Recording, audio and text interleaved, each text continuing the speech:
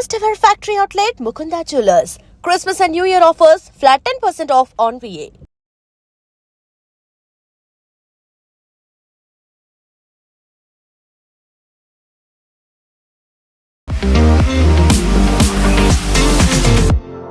నమస్తే, నేను Kavitha. Welcome to I dream news and నిజాలు. చొరబాటుదారులు కేవలం బెంగాల్లో మాత్రమే ఉన్నారా? ఢిల్లీ, జమ్మూ కాశ్మీర్లో చొరబాటుదారుల గురించి ఎందుకు మాట్లాడట్లేదు? నిజంగా వెస్ట్ బెంగాల్లోనే చొరబాటుదారులు ఉంటే Pahalgam attack, Delhi bomb blast ఎలా జరిగింది? కేంద్ర ప్రభుత్వం ఎందుకని వాటి మీద ఫోకస్ పెట్టట్లేదు? ఈ క్వశ్చన్స్ అన్ని రేస్ చేసింది west Bengal CM Mamata Banerjee. At the same time west బెంగాల్లో బీజేపీకి కేవలం 50 సీట్లు మాత్రమే వస్తాయి అని టీఎంసీ ఘంటాపదంగా చెప్తుంది. యాక్చువల్గా చొరబాటుదారులతో పాటుగా స్పెషల్ ఇంటెన్సివ్ రివిజన్ అనేది దేశవ్యాప్తంగా ఎందుకని మాట్లాడట్లేదు? అక్కడ ఉన్నటువంటి చొరబాటుదారుల గురించి బీజేపీ తక్కువగా అంచనా వేస్తోందా? మనతో పాటుగా ఉన్నారు సీనియర్ జర్నలిస్ట్ సురేష్ కొచ్చతిల్ గారు.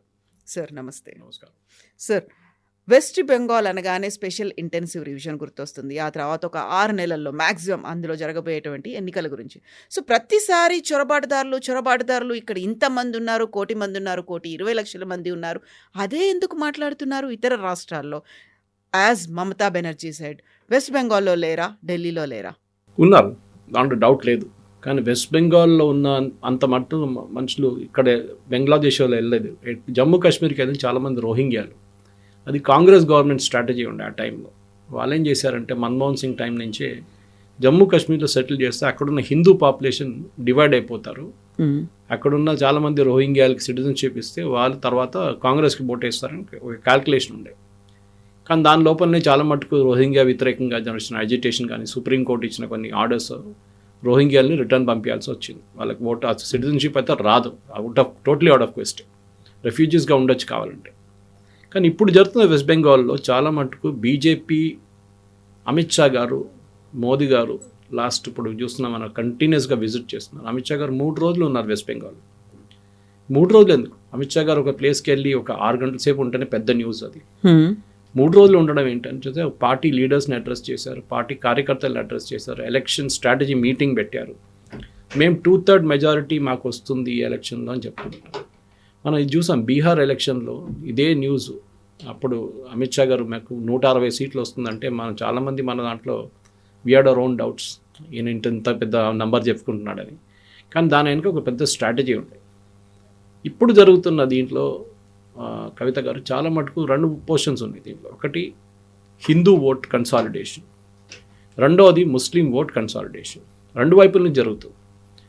మమతా బెనర్జీకి ఇప్పుడు దాకా జరిగిన 3 ఎలక్షన్స్ అని చెప్పొచ్చు. దాంట్లో ముస్లిం దగ్గర నుంచి ఉన్న 70% ఓట్లు మమతా బెనర్జీకి వచ్చింది. మిగతా 30 కాంగ్రెస్, సిపిఎం, చాలా మటుకు లోకల్ పార్టీస్, ఎంఐఎం వాళ్ళు కూడా వచ్చారు. వాళ్ళు స్ప్లిట్ అయిపోయింది వాళ్ళ దాంట్లో. అదే టైంలో హిందువుల ఓట్లు కూడా మమతా బెనర్జీకి చాలా మటుకు వచ్చింది లాస్ట్ టైం. కానీ 2021 ఎలక్షన్ కంపేర్ చేస్తే చూస్తే చాలా మటుకు తగ్గింది. అక్కడ ఓటింగ్ పర్సంటేజ్ డిఫరెన్స్ బీజేపీకి మమతా బెనర్జీకి 10% ఉంది. ఫర్ ఎగ్జాంపుల్ 2021 ఎలక్షన్ ఫిగర్స్ చూడండి. 48% ఓట్స్ టీఎంసీకి వచ్చింది, బీజేపీకి 38.5. Difference is 10%.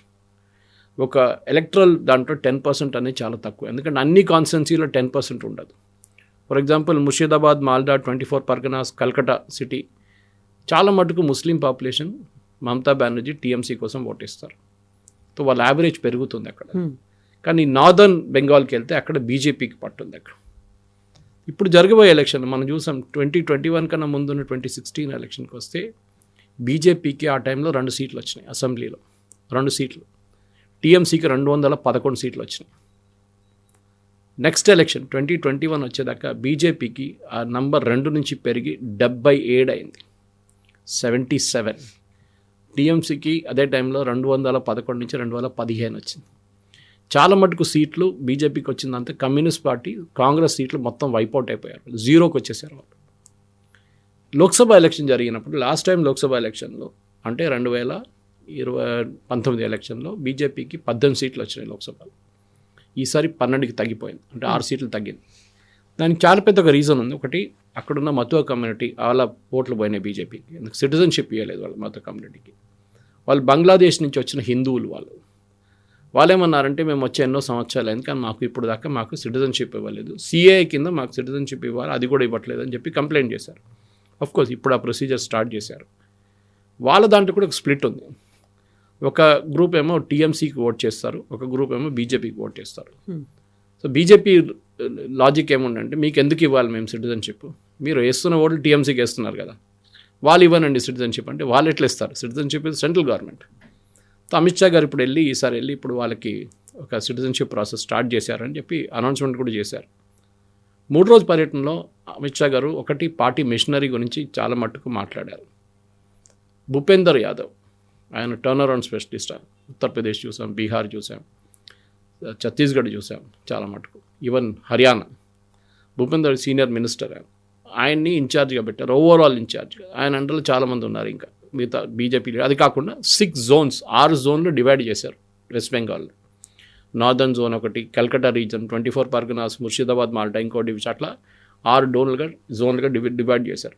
అన్నిటికీ ఇన్ఛార్జ్ పెట్టారు. అగైన్ 2 సీనియర్ పార్టీ లీడర్, దాని కింద ఇంకా 30-40 మంది జూనియర్ పార్టీ లీడర్, దాని కింద కార్యకర్తలు. అందులో ఆర్ఎస్ఎస్ బ్యాక్గ్రౌండ్ ఉన్న వాళ్ళు మెజారిటీ ఉన్నారు.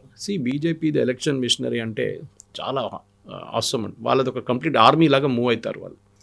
ఇప్పుడు వాళ్ళు 6 నెలలు ఉన్నాయి ఇంకా ఎలక్షన్కి. 6 అంటే 5 పట్టుకోవచ్చు మనం, కోడ్ ఆఫ్ కాండక్ట్ అంతా తీసేస్తే. ఈ 5 నెలల్లో కాంగ్రెస్ ఎక్కడున్నారు, వాళ్ళు ఇంకా టాక్స్ కూడా స్టార్ట్ చేయలేదు. సిపిఎం ఎక్కడున్నారు, వాళ్ళు అసలు ఇంకా పని మొదలు పెట్టలేదు. టీఎంసీ వాళ్ళ ఎమ్మెల్యేస్ ఉన్నారు 215 మంది, సో వాళ్ళు న్యాచురల్లీ వాళ్ళు పని చేసుకుంటారు. బీజేపీ ఆల్రెడీ వర్క్ స్టార్ట్ చేశారు.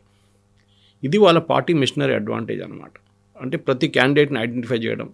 ఇప్పుడు అమిత్ షా గారు కూడా చెప్పిన దాంట్లో, కవిత గారు మీరు స్టార్టింగ్లో చెప్పారు, ఒకటి ఇన్ఫిల్ట్రేటర్స్, వీళ్ళని చున్కే నికాలుంగా అని చెప్పారు నిన్న కూడా ఆయన. అంటే ఒక్కరొక్కరిని సెలెక్ట్ చేసి వాళ్ళకి పట్టుకొని బయట పంపించేస్తామేమని చెప్పేసి.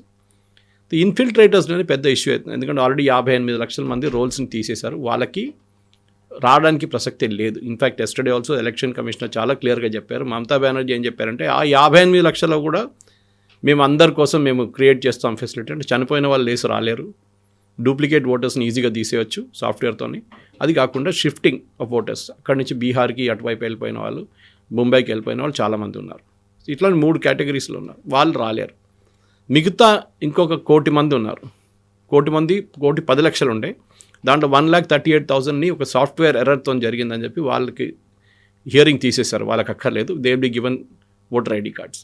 మిగతా 1 కోటి మంది హియరింగ్స్ ఇప్పుడు నడుస్తుంది, ఇంకో నెల దాకా నడుస్తుంది అది. అండ్ ఫిబ్రవరిలో ఫైనల్ లిస్ట్ పబ్లిష్ అయింది. అమిత్ షా గారు ఏమంటున్నారంటే ఈ ఇన్ఫిల్ట్రేటర్స్ అన్నారు, ఈ మేజర్ గ్రూప్ మమతా బెనర్జీకి ఓట్ వేసేది ఇన్ఫిల్ట్రేటర్సే. ఆమె కూడా అంగీకరిస్తుంది ఇండైరెక్ట్లీ. అంటే మా ఓటర్స్ని తీసేశారు అమిత్ షా అని చెప్తున్నారు. ఎలక్షన్ కమిషన్ అని చెప్పట్లేదు, మా ఓటర్స్ తీసేస్తున్న బీజేపీ, అమిత్ షా తీసేస్తున్నారు. ఇంతగా ఆమె ఒక హిస్టారికల్ ఒక ఎపిక్లా మహాభారత్ అలా కూడా తీసుకొచ్చారు. దుర్యోధను దుశ్శాసన వస్తూనే మన దగ్గరికి రెగ్యులర్గా, నెక్స్ట్ 5-6 నెలలు చూస్తూనే ఉండండి అని చెప్పి బెంగాల్ ప్రజలకు చెప్పారు. దట్స్ ఎ బిగ్ స్టేట్మెంట్ కదా. గతంలో బీఎస్ఎఫ్ క్యాంప్స్ దగ్గరికి వెళ్ళకండి అనేది ఒక మహిళలకు ఇచ్చినటువంటి ఒక కామెంట్. ఆ తర్వాత తను ఒక బహిరంగ సభలో చేశారు ఆ స్టేట్మెంట్. అండ్ ఈ స్టేట్మెంట్ అనేది అంటే లైక్ బయటి వాళ్ళందరూ కూడా శత్రువుల కంటే కూడా వాళ్ళు రేపిస్టులుగా అభివర్ణించడము అనేది, ఆ సిగ్నల్స్ ఇవ్వడము అనేది correct.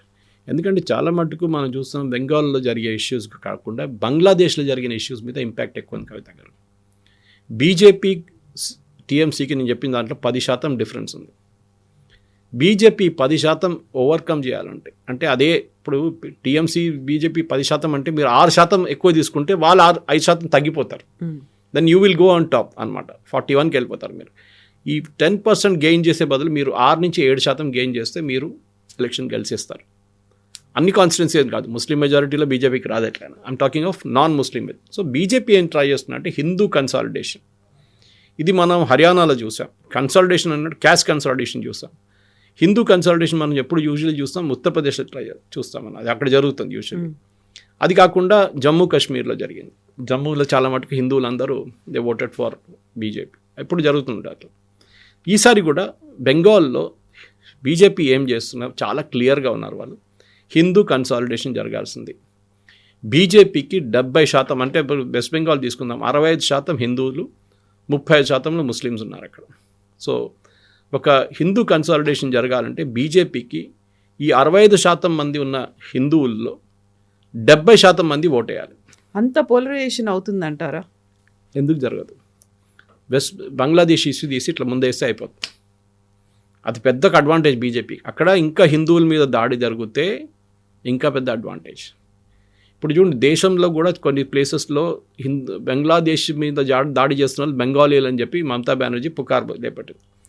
Adhir Ranjan Chowdhury, who was the earlier leader of opposition in the Lok Sabha, Rahul Gandhi వచ్చే ముందు, ఆయన మోదీ గారిని కలిశారు. నేను ఆలోచించండి, ఒక కాంగ్రెస్ లీడర్ మోదీ గారిని కలవడం అంటే చాలా rare. Shashi Tharoor is an exception. With ఎవరు కలవరు మోదీ గారిని. ఇన్ఫార్మల్గా కూడా, ఫార్మల్గా ప్రియాంక వాద్రా ఆ రోజు లోక్సభలో మీటింగ్ జరిగినప్పుడు మోదీ గారు ఉన్నారు ఆ టైంలో. ఇప్పుడు ఈయన కలిసి ఏమన్నారంటే, మిగతా స్టేట్స్లో బెంగాలీల మీద దాడి చేస్తున్నారు. మనం చూస్తాం, ఒరియా పాపం ఒక ఆయన కూడా చంపేశారు. తమిళనాడులో ఒక మహారాష్ట్ర నుంచి ఆయన్ని కొట్టారు. అది కాకుండా యూపీలో ఉత్తరాఖండ్లో ఒక ఇన్సిడెంట్ జరిగింది. చాలా మటుకు జరుగుతుంది. ఎందుకంటే ఇప్పుడు బంగ్లాదేశ్ వాళ్ళ మీద కోపం బెంగాలీల మీద చూపిస్తున్నారు. మనకు తెలియదు వీళ్ళు బంగ్లాదేశ్ వాళ్ళు బెంగాలీ అని తెలియదు ఇప్పుడు. కానీ ఎవరైనా దొరికితే ఇప్పుడు ఏమంటావు, నువ్వు బంగ్లాదేశ్ అంటే వాడిని కొడుతున్నారు. అది బెంగాల్ ఎలక్షన్ మీద కూడా ఇంపాక్ట్ కావచ్చు రేపు. ఓకే, అంటే అక్కడున్న ముస్లిమ్స్ అన్ని కన్సాలిడేటెడ్ మమతా బెనర్జీకి ఓటేయాలన్నా, లేకుంటే కాంగ్రెస్కి ఓటేయాలన్నా, సిపిఎంకి ఓటేయాలన్నా వాళ్ళు డిసైడ్ చేస్తారు. ఇప్పుడు ఇటువైపు హిందూ కన్సర్న్, నేను చెప్పిన 70% మంది హిందువులు ఓటేయాలంటే బంగ్లాదేశ్లో జరిగే ఇన్సిడెంట్స్ మీద ఉంటుంది. అయితే ఇక్కడే బంగ్లాదేశ్లో అటాక్స్ అనేవి హిందువుల మీద ఎక్కువ జరిగితే అది వెస్ట్ బెంగాల్లో బీజేపీకి లాభం అనుకుంటే, అక్కడ జరుగుతున్నదంతా క్యాంపెయిన్ అంతా యాంటీ ఇండియా క్యాంపెయిన్ అనేది అవుతుంది. సో దేశవ్యాప్తంగా ఇంపాక్ట్ అనేది, భారతదేశం వాళ్ళే వచ్చి మా మీద అటాక్ చేస్తున్నారు, లేకుంటే అక్కడ ఉన్నటువంటి హిందువులు ఆ ప్రోత్సాహంతోనే ప్రొవోక్ చేస్తున్నారు కాబట్టి అంటే దేశమంతా కూడా ఒక బ్లాక్ రిమార్క్ లాగా పడుతోంది. బట్ అక్కడ జరిగే అటాక్స్ మాత్రం ఒక రాష్ట్రానికి మాత్రమే హెల్ప్ చేయబోతున్నాయి. ఎందుకంటే హర్యానా వాళ్ళని అటాక్ చేయట్లేదు కదా బంగ్లాదేశ్లో, అక్కడున్న హిందువుల మీద దాడి చేస్తున్నారు. హిందువులు బెంగాలీలు, సో దాని ఇంపాక్ట్ డిఫరెంట్ ఉంటుంది. సో బెంగాల్లో వచ్చినప్పుడు ఏమంటారంటే, ముషీదాబాద్లో జరిగిన ఇన్సిడెంట్ మన అందరికీ తెలిసింది. అక్కడ పెద్ద ఘర్షణ జరిగినప్పుడు చాలామంది హిందువులు వాళ్ళ ప్రాపర్టీ కోల్పోయారు, కొంతమంది చనిపోయారు కూడా. అది కాకుండా లాస్ట్ ఎలక్షన్ తర్వాత జరిగిన హింసలో చాలామంది బీజేపీ కార్యకర్తలు చనిపోయారు. సో ఈసారి బీజేపీ ఆ ఇమోషన్ని ప్లే చేస్తున్నారన్నమాట. అక్కడ చూడండి ఏమైంది. ఇప్పుడు మీరు చెప్పిన దాని ప్రకారం హైదీ మర్డర్లో వీళ్ళేమన్నారు, వాళ్ళు భారతదేశం నుంచి వచ్చారు, భారతదేశానికి పారిపోయారని చెప్పారు ఇద్దరు. దాంట్లో ఒక ఆయన నిన్న కనిపించిండు, ఈజ్ ఇన్ యూఏఈ. అక్కడి నుంచి ఒక స్టేట్మెంట్ ఇష్యూ చేశాడు, నేను యూఏఈలో ఉన్నాను, నాకు ఈ మర్డర్తో ఏ సంబంధం లేదు, నేను ఇక్కడ 6 నెలల నుంచో సంవత్సరం నుంచి యూఏఈలో ఉన్నాను, నా పేరు ఎందుకు తీసేశారని చెప్పి అక్కడ ఉన్న యూనిస్ గవర్నమెంట్ని క్వశ్చన్ చేస్తున్నారు. ఇప్పుడు ఎలక్షన్ రాబోతుంది బంగ్లాదేశ్లో ఫిబ్రవరిలో. డెఫినెట్గా ఇప్పుడు ఖాలిదా జియా ఇక్కడ లేదని ఆ పొజిషన్కి వచ్చినప్పుడు అక్కడ బంగ్లాదేశ్ నేషనల్ పార్టీ డెఫినెట్గా వాళ్ళ మెజారిటీ వస్తుంది, దాని డౌట్ లేదు. ఇంకోవైపు జమాతే ఇస్లామీ స్టూడెంట్ గ్రూప్ అది స్టేబుల్గా లేదనమాట. అండ్ షేక్ హసీనా ఎలాగో ఇక్కడే ఉన్నారు, అవామీ లీగ్ ఉంటుందా లేదా తెలియదు. సో ఇట్లాంటి పరిస్థితుల్లో వచ్చే గవర్నమెంట్ కూడా ఇంకా హార్డ్ కోర్ ఉంటే అది బీజేపీకి అడ్వాంటేజ్ అవుతుంది. ఇప్పుడు ఆల్రెడీ చూడండి, అక్కడ జరిగిన హింసలో చాలా మట్టుకు యాంటీ బంగ్లాదేశ్ సెంటిమెంట్ భారతదేశంలో క్రియేట్ అయింది. భారతదేశంలో, బెంగాల్లో ఇంకా చాలా అక్యూట్ ఉంది అది. మనం ఇప్పుడు చూడలేదు, మనం ఇక్కడ కూర్చొని out of sight out of mind అంటాం మన ఇంగ్లీష్లో. ఎక్కడో జరుగుతుంది నార్త్ ఈస్ట్లో, ఎక్కడో జరుగుతుంది బెంగాల్లో, మనకేం పోయిందని చెప్పి. కానీ అక్కడ ఉన్న పరిస్థితి చాలా డేంజరస్ ఇప్పుడు ఈ సిచ్యువేషన్లో. అమిత్ షా గారు దానికోసం చెప్తాం, 3 రోజులు అక్కడ గడపడం అంటే he is really going through, చాలా డీటెయిల్డ్గా అనలైజ్ చేస్తున్నారు ప్రతి కాన్స్టిట్యుయెన్సీని. బీజేపీ ఎప్పుడు మనం గుర్తుపెట్టుకోవాలి, అది బీహార్లో చూసాం మనం, చాలా మటుకు హర్యానాలో చూసాం. క్యాస్ట్ ఈక్వేషన్ ఆ టైంలో భూపేందర్ సింగ్ హూడా ఎలక్షన్ గెలుస్తారని 100% ఎవరిని అడిగినా చెప్తారు వాళ్ళు. కానీ అదే ఎలక్షన్ వాళ్ళు ఓడిపోయారు. ఎందుకంటే ఏం చేశారు కాంగ్రెస్ వాళ్ళు, తప్పేం చేశారంటే హూడాని ప్రొజెక్ట్ చేయడం మొదలుపెట్టారు. హూడా ముఖ్యమంత్రి, హూడా అంటే ఆ జాట్ కమ్యూనిటీ. నాన్ జాట్స్కి కోపం వచ్చి ఏం చేస్తారు, అచ్చా మీరు డిసైడ్ చేసుకున్నారా, మేము చూపిస్తామని చెప్పి నాన్ జాట్లు అందరు కలిసి ఈవెన్ బీజేపీకి ఓటైన వాళ్ళు కూడా బీజేపీకి ఓటేశారు. దాంతో మొత్తం తిరిగిపోయిన సిచ్యువేషన్ మారిపోయింది అక్కడ. ఇక్కడ బెంగాల్లో కూడా ఈసారి మన ఒక టైంలో 30 సంవత్సరాల ముందు చూస్తే టీఎంసీ లేదు, బీజేపీ లేదు, అక్కడ ఓన్లీ సిపిఎం అండ్ కాంగ్రెస్ దానికన్నా ముందు కూడా ఉండే. సిద్ధార్థ శంకర్ రే టైం నుంచి, పిసి రాయ్ టైం నుంచి Congress was ruling the state. దాని తర్వాత సిపిఎం వచ్చారు, జ్యోతిబాసు గారు, దాని తర్వాత Buddhadeb Bhattacharya, then the complete decline of CPM అక్కడ. కానీ మమతా బెనర్జీ దగ్గర ఉన్న హిందూ ఓట్లు బీజేపీ గుంజుకు తీసుకెళ్లాలంటే ఏం చేయాలి, అది అమిత్ షా గారి స్ట్రాటజీ. దానికి 2-3, ఒకటి ఎస్ఐఆర్ ఎంత క్లీనప్ చేస్తారో దాంట్లో తెలిసిపోతుంది మనకి. ప్రతి కాన్స్టిట్యున్సీలో అది ఇంకా ఫైనల్ లిస్ట్ వచ్చాక చెప్పలేం, కానీ నా అంచనా ప్రకారం ఒక 60 నుంచి 70 కాన్స్టిట్యున్సీలో ఈ ఎస్ఐఆర్ ప్రభావం ఉంటుంది.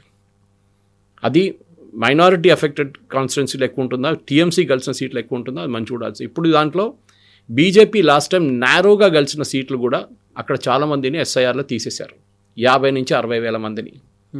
అది బీజేపీకి బెనిఫిట్ అవుతుందా, టీఎంసీకి బెనిఫిట్ అవుతుందా? ఆబ్వియస్లీ బీజేపీకి బెనిఫిట్ అవుతుంది. ఎందుకంటే 50,000 మందిని తీసేసినా కానీ వీళ్ళ మెజారిటీ పెరుగుతుంది, 10-15,000 అయిపోతుంది, బ్యాలెన్స్ అవుట్ అయిపోతుంది.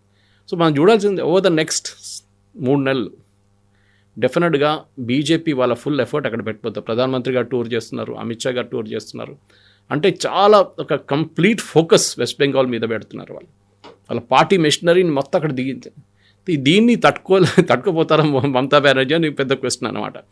ఆమె last time sympathy factor gain చేసుకుని చాలా మాట. బీజేపీ చేసిన పెద్ద స్ట్రాటజిక్ మిస్టేక్ లాస్ట్ టైం 2021 ఎలక్షన్లో ఏం చేశారంటే మమతా బెనర్జీ మీద అటాక్ చేశారు. అది ఈసారి వాళ్ళు అవాయిడ్ చేస్తున్నారు. మీరు చూస్తుంటారు మోదీ గారు దీదీ ఓ దీదీ అని చెప్పి ఎలక్షన్ క్యాంపెయిన్ స్టార్ట్ చేస్తుంది. దాంతో ఈసారి వాళ్ళు దీదీ గురించి మాట్లాడలేదు, వాళ్ళు బంగ్లాదేశ్ వాళ్ళ గురించి మాట్లాడుతున్నారు. టీఎంసీ వాళ్ళు బంగ్లాదేశ్ని సపోర్ట్ చేస్తున్నారు, అక్కడున్న ఇన్ఫిల్ట్రేటర్స్ని సపోర్ట్ చేస్తున్నారు, వాళ్ళకి ఓటర్ ఐడి కార్డు కానీ మిగతా డాక్యుమెంట్ ఇస్తున్నారని చెప్పి బీజేపీ చాలా మటుకు అక్యూజ్ చేస్తున్నారు. దానికి వాళ్ళ క్యాంపెయిన్ కూడా నడిపిస్తున్నారు. మమతా బెనర్జీని పక్కన పెడుతున్నారు. They are not attacking personally. ఎందుకంటే మూమెంట్ ఆమెను పర్సనల్లీ అటాక్ చేయగానే ఆమె అంటుంది నేను ఒక మహిళ చూడండి, నన్ను ఒక్కడే ఉన్నాను, నేను నా మీద ఇంత పెద్ద అటాక్ చేస్తున్నారని. అది కాకుండా వాళ్ళ nephew Abhishek, he's also making a big mistake. ఆయన ఏమంటున్నారు, ఎలక్షన్ కమిషన్ మీద దాడి చేస్తాం, ఎలక్షన్ కమిషన్ మీద ప్రొటెస్ట్ చేస్తాం, ఎలక్షన్ కమిషన్ దగ్గర ధర్నా చేస్తాం అని చెప్తాం. ఇది బ్యాక్ఫైర్ అవుతుంది డెఫినెట్గా. ఎందుకంటే ఆ ఇష్యూని అడ్రస్ చేయట్లేదు. ఇష్యూ ఏంటి, ఎస్ఐఆర్లో జరిగిన ఏమన్నా తప్పులు ఉన్నాయా లేదా. నిన్న కూడా కవిత గారు election commission west Bengal data వాళ్ళ ఫేస్బుక్లో వాళ్ళ ట్విట్టర్ అకౌంట్లో ఉంది. ఇవాళ దాకా, దట్ ఈస్ ఎస్టర్డే ఈవినింగ్ దాకా ఒక్క ఆబ్జెక్షన్ కూడా ఫైల్ చేయలేదు. మిస్సింగ్, డెడ్ అండ్ డూప్లికేట్ ఓటర్స్లో ఈ 58 లక్షల మందిని తీసేసిన లిస్ట్ నుంచి ఒక పేరు కూడా వాళ్ళు అబ్జెక్ట్ చేయలేదు. కాంగ్రెస్ చేయలేదు, సిపిఎం చేయలేదు, బీజేపీ చేయలేదు, టీఎంసీ చేయలేదు. బీజేపీ చేయర్లే, ఈవెన్ మిగతా ముగ్గురు చేయాల్సింది. వాళ్ళు కూడా ఒక్క పేరు కూడా తీసుకొచ్చి వీళ్ళు తప్పు పెట్టారు మీరు అని చెప్పి చెప్పట్లేదు. మీరు అలిగేషన్ చేస్తుంటారు, రాహుల్ గాంధీ లాగా ఓట్ చోరీ అని. బెంగాల్లో జరిగే దాంట్లో మమతా బెనర్జీ వర్సెస్ బీజేపీ చాలా క్లియర్. కాంగ్రెస్ పిక్చర్లో లేరు, సిపిఎం పిక్చర్లో లేరు. సో డెఫినెట్గా బీజేపీకి కన్సాలిడేషన్ కావాలంటే హిందూ ఓట్లు కన్సాలిడేట్ చేయాల్సింది. దానికి ఉన్న స్ట్రాటజీ మీద ప్రధానమంత్రి గారు బహుశా నెక్స్ట్ ఒక నెల లోపలనే ఆయన 6-7 పబ్లిక్ మీటింగ్లు అడ్రస్ చేయబోతున్నారు. Concentration northern Bengal, central Bengal and all out attack Calcutta, 24 Pargana, Murshidabad, Malda, Muslim majorities. ఇది Calcutta of course it's not Muslim majority అని చెప్పలేము, కానీ చాలా మటుకు భద్రలో అంటే ఇంటలెక్చువల్స్ అక్కడ ఉంటారు. కల్కట్టాలో పెద్ద పెద్ద ఇష్యూస్ గురించి మాట్లాడతారు, షెగోవర్ గురించి మాట్లాడతారు, పోలాండ్ గురించి మాట్లాడతారు, లేకుంటే యూకేలోని ఇమిగ్రేషన్ గురించి మాట్లాడతారు. ఇంకా వెస్ట్ బెంగాల్ ఏం జరుగుతుందో మాట్లాడరు.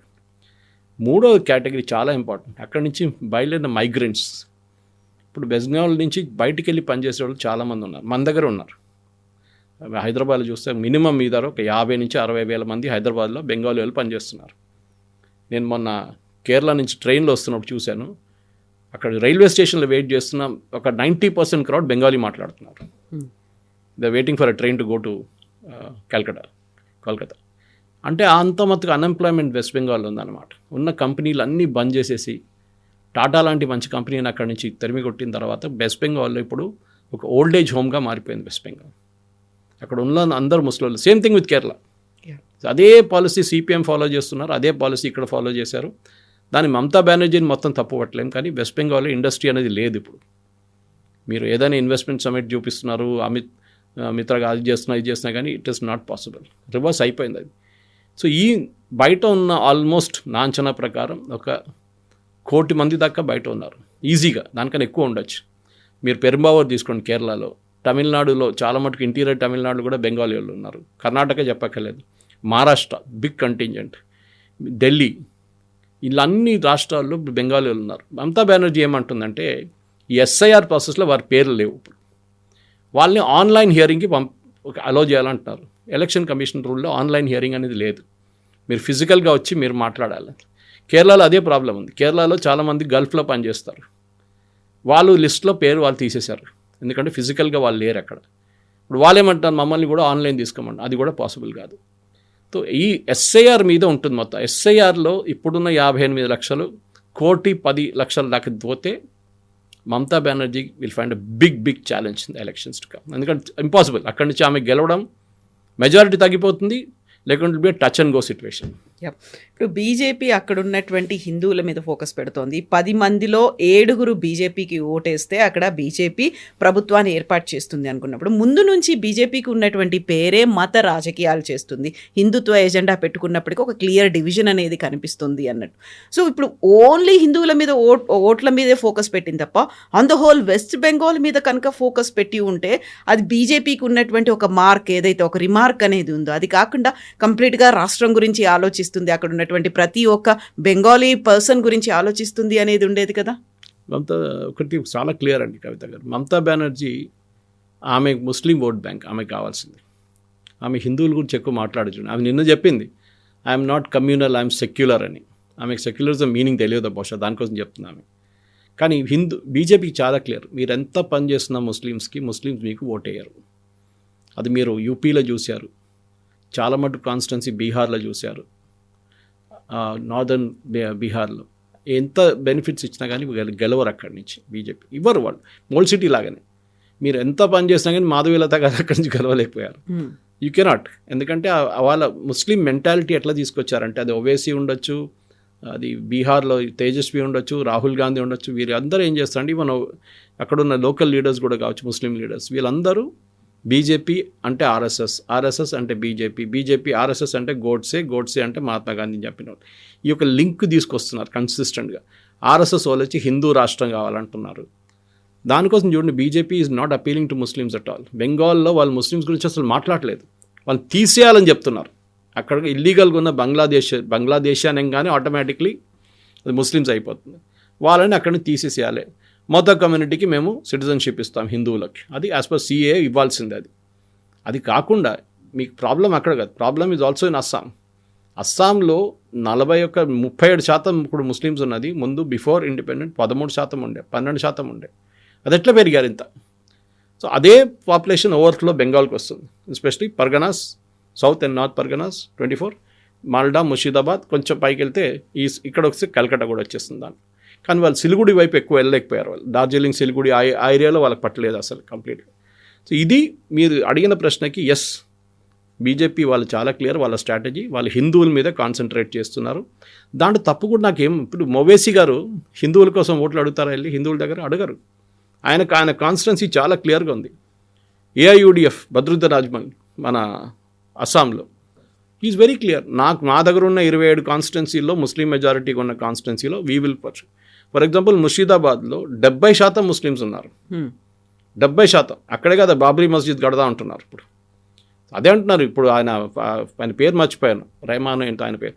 నేను ఫౌండేషన్ స్టోన్ వేసిన ఆయన బాబ్రీ మస్జిద్ కోసం. ఆయన ఏమంటున్నారు, అయోధ్యలో ఎందుకు కట్టాలి, ఉత్తరప్రదేశ్ ఎందుకు కట్టాలి, అక్కడ ఎంతమంది ముస్లిం లేరు, మా దగ్గర 70% ముస్లిమ్స్ ఉందంట. ఆలోచించే వాళ్ళ కాన్ఫిడెన్స్.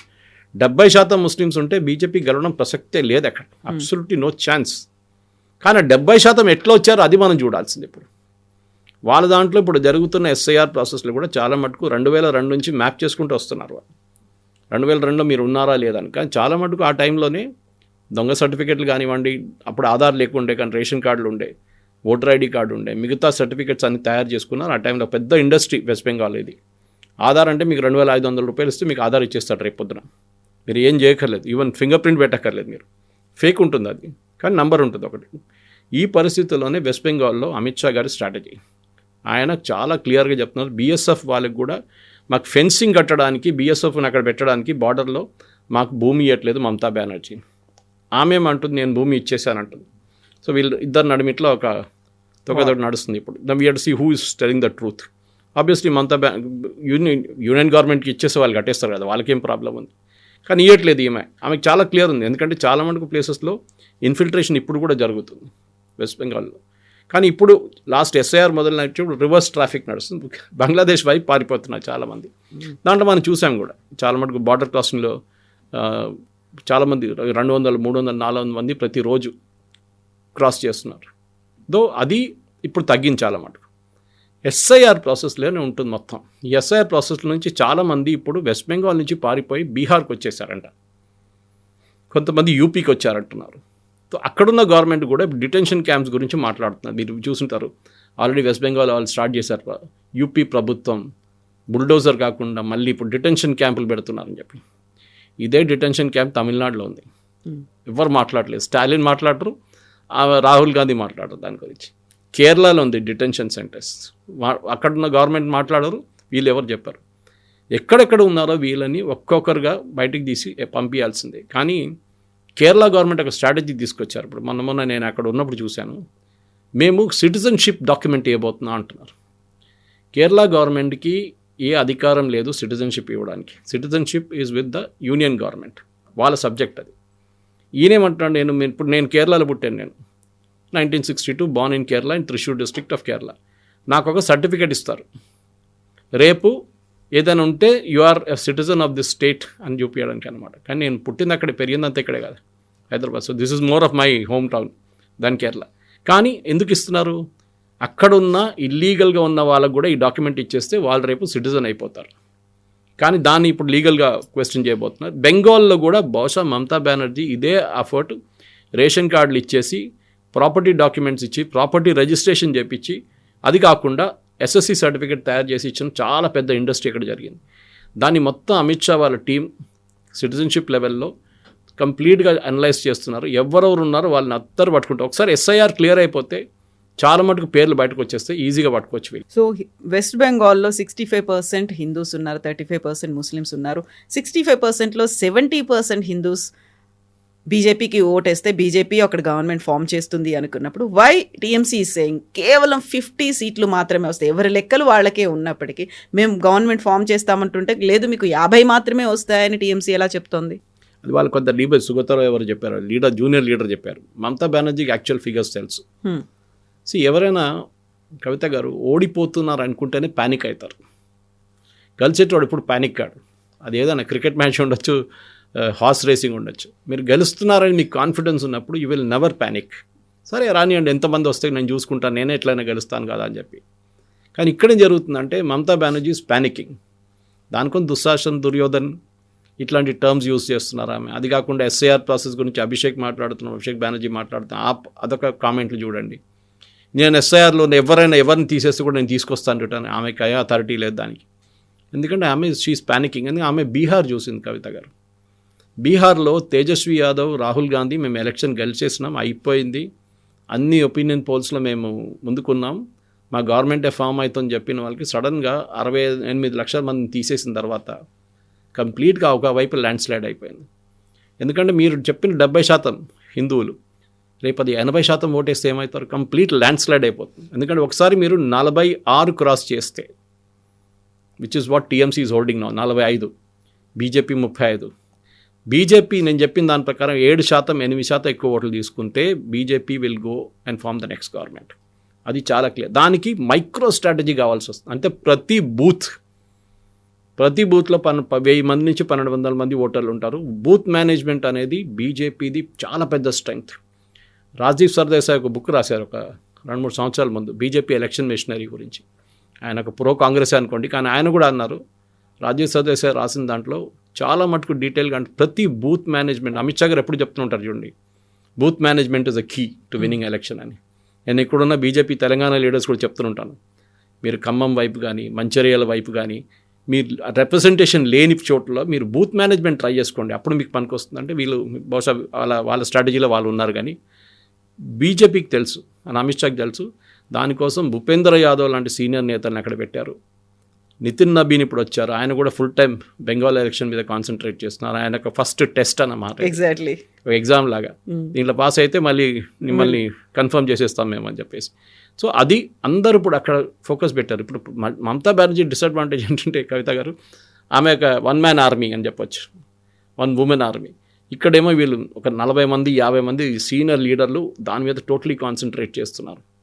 ఇంకొక వైపు ఎలక్షన్ కమిషన్, ఇంకొక వైపు బిఎస్ఎఫ్, ఇదన్నీ కలుపుకుంటే మీకు మొత్తం there is a huge problem for Mamata. Next ఒక 2 నెలల పాటు మనం చూడాల్సింది, ఒకసారి జనవరి ఎండింగ్, ఫిబ్రవరి ఫస్ట్ వీక్, సెకండ్ వీక్లో మనకు కొత్త డ్రాఫ్ట్ రోల్స్ రాగానే ఎలక్షన్ సీన్ చాలా క్లియర్ అయిపోతుంది.